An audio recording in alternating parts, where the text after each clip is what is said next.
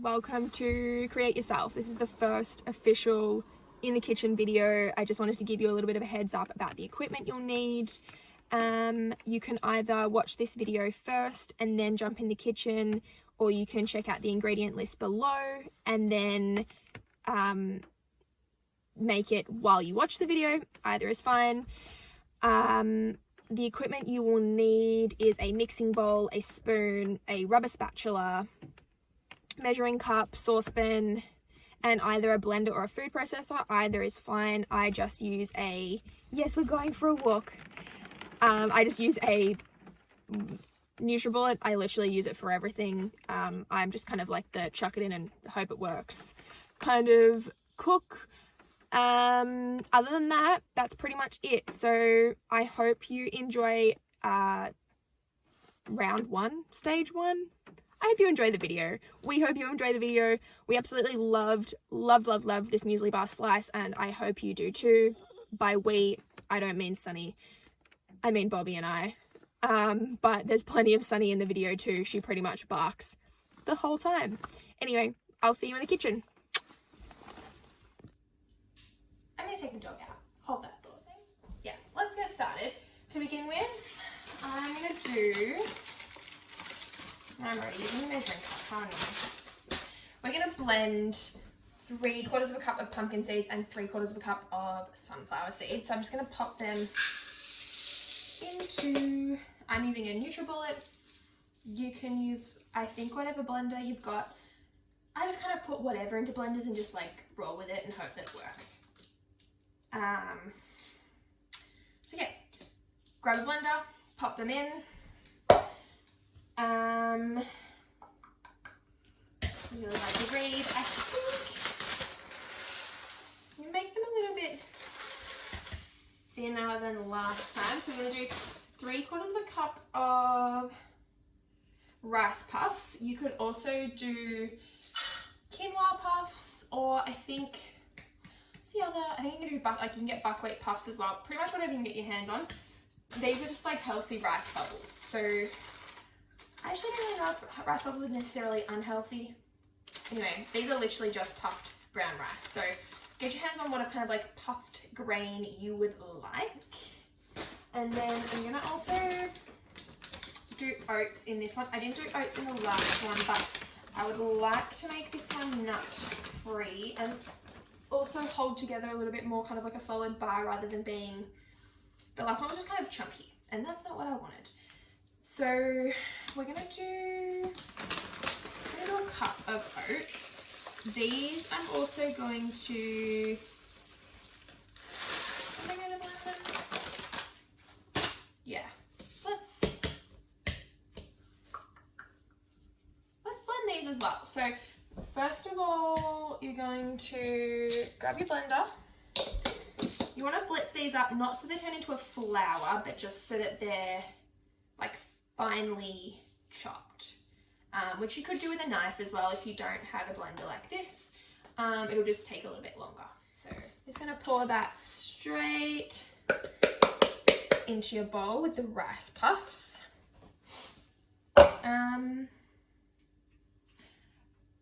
Let's actually keep the oats whole, so just pop them in with that as well.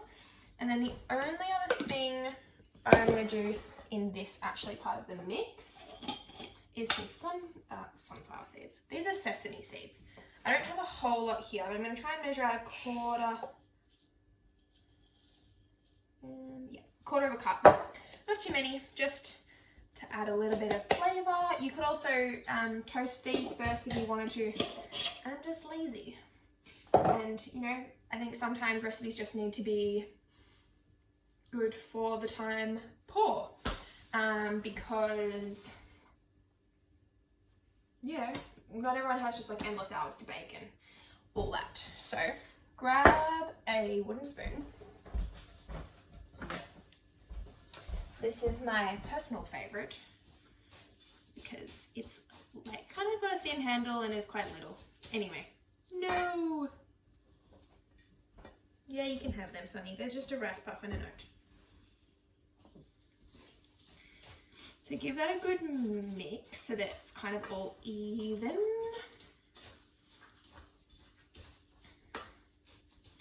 And then I actually probably made more than we needed. Anyway, pop that to the side, let it go away, and then grab a saucepan. You can actually probably use a smaller one than this, but this will do the trick. I'm hoping I've got enough coconut oil. I don't have overly a lot. Overly a lot? I don't have as much as I would like. Anyway, get the point.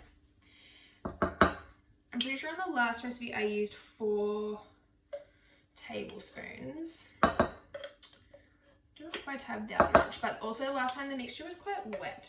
And it was way sweeter than I wanted it to be.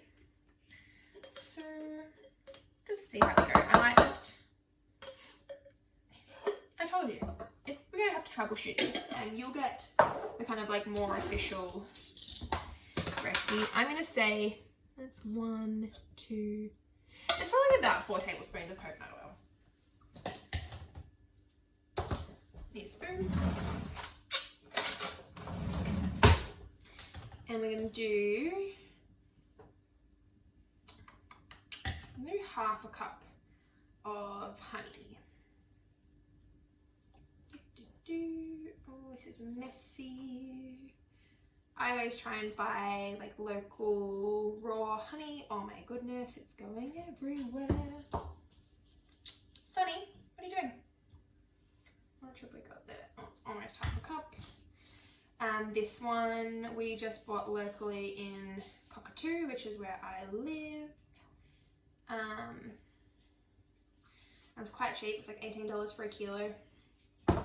Particularly coming into hay fever season, local honey can be really helpful to that. Sorry, I'm just watching the dog. She's getting up to mischief. Is that half a cup? This thing is so hard to read. Oh yeah, okay. We've got half a cup.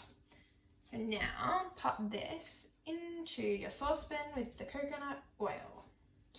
And you're going to put this on the stove for only really a few minutes. You want the sugar from the honey and the fat from the coconut oil to combine. And it'll get, it'll like pretty much foam up. And then you can take it off. So I won't film that part. I'm gonna go with this size again. This is what I used last week. It just says large. It's a loaf pan, basically. It's like a large loaf pan. I'm gonna take a guess and say it's like 25 centimeters by 15-ish, that kind of thing. But basically, no matter how deep or not how deep, how wide or long your tin is will just change how high your slice is, and you can just cut them thinner than this way. It's no big deal, pretty much. And you can also, if you've got a silicone thing of these, that's really helpful. The only one I've got is a lot smaller, so it just doesn't really do what I want. But this is a like recycled Sunny, a recycled bake. Once you put the mix in, if you are using the recycled paper, you want to make sure that it's the shiny side up.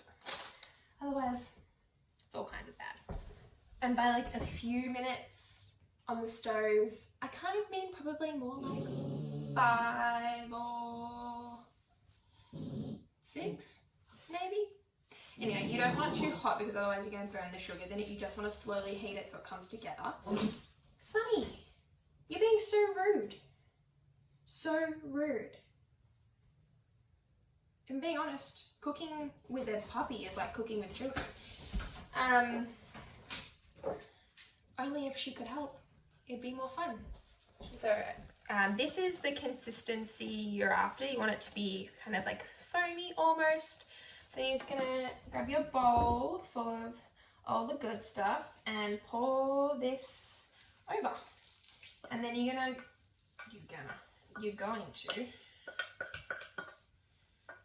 give that a really, really good stir.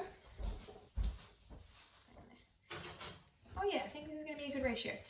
Completely combine, because otherwise when you set it in the fridge, some parts will be really crumbly and other parts will be dry. It just won't go down well for anybody.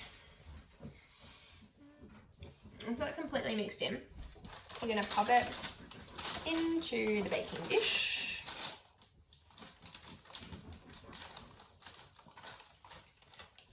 I've made quite a lot, so mine's really going to be quite, what's the word, like high or like deep, but that's okay. Just want to spread this out nice and even.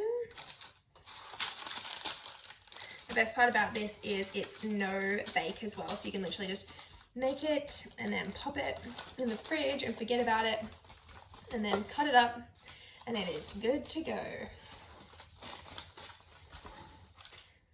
Just to make sure that it's really compacted down, because that's how you're going to get the best kind of like consistency and it to be set the whole way through. Get a This is not a spatula. Or maybe it is. Anyway, my auntie, every time I look at one of these, I just think the word meanie, because when we were kids, she would always used to say, like, when you make a cake and you scrape off the sides, you use one of these, and there would never be any cake batter to eat. So she called them a meanie. I don't know if anyone, like, has anyone else called one of these that before? I don't know. But this is just a bit more of a flat surface to really pat it down. And then, because the edges are quite long, you can just fold those over like that.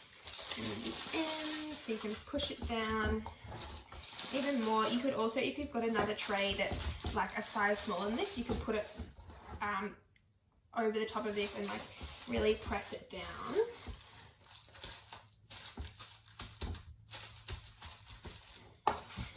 But I do not, so this is gonna have to do, but I reckon we are on the money. So that's literally it. It is so quick. Obviously it's taken me a bit longer because of her, but literally like that. You could cut this, once it's set, you could cut it up into like squares or really thin bars. It's up to you, depending on how long you want it to last, who it's going to in the family.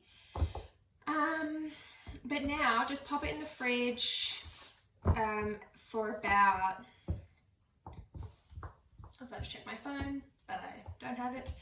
Probably for about 3 hours. I mean, you can take it out after 3 hours and just press down on it and see how much it's set. Because you want to wait until it's completely, like the coconut oil is completely set all the way through, because otherwise when you cut it, it's just going to fall apart. So the longer the better, really. I think it's about 2:30 now, so I will check on it at 5:30, and if not, I'll cut it up after dinner. And it will be all ready and set to go for school. But I will show you the finished product once it's done. So I'm also just going to leave this video here. Originally, yes, I said I would video it and show you the product, but we ate it all before I got a chance. So I'm just going to pop a picture here for you to have a look at and see the finished product.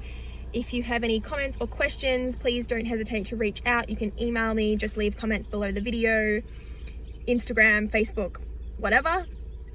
We will see you in the next video. Don't mind Sunny, she's just really tired. We just went on our walk for today. She's just started being able to leave the house, and mostly she's really enjoying it, but she's really tired now. Yeah, anyway, have a beautiful evening, day, tomorrow, whenever you're watching this video, and I will see you back in the kitchen for our next cooking tutorial together.